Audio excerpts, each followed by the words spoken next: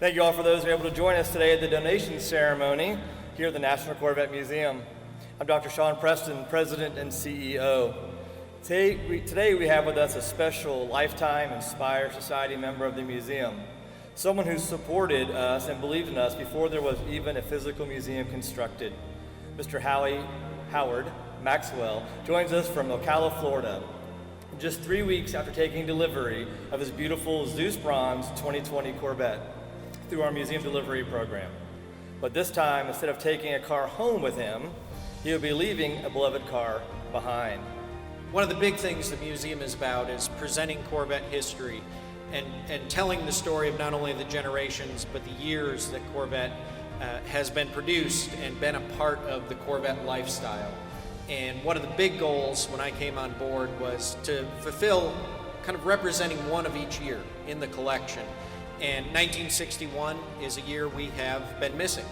And to have a lifetime member, someone who has supported this institution, as Sean said, from the very beginning, be one of those people to step up and help us fulfill that mission and that goal here is huge. And to do it with such an amazing car. Howie acquired this car and has lovingly cared for this car over time, and within the NCRS it has won numerous top flight awards. It's been awarded a Duntov Award.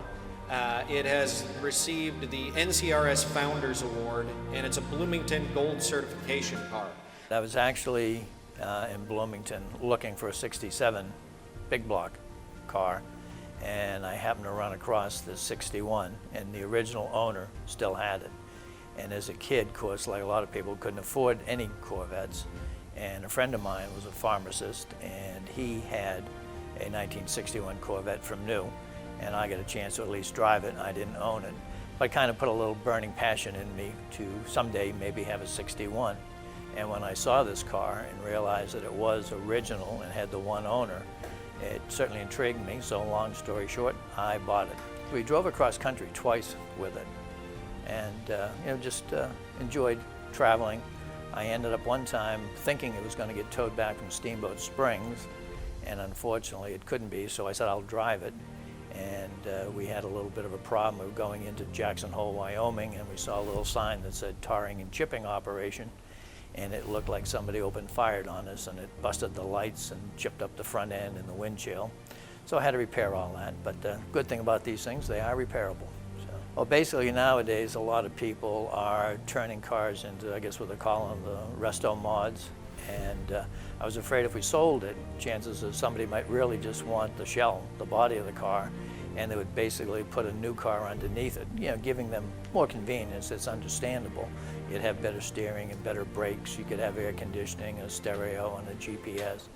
And for me, I'm sort of a history buff, and I kind of like the idea of preserving the history. So if I donate it to the museum, it's pretty much going to stay in its own shape, the shape that it was in as it was built. So this way, I know it's in a place where lots of people get to enjoy it, not just one person.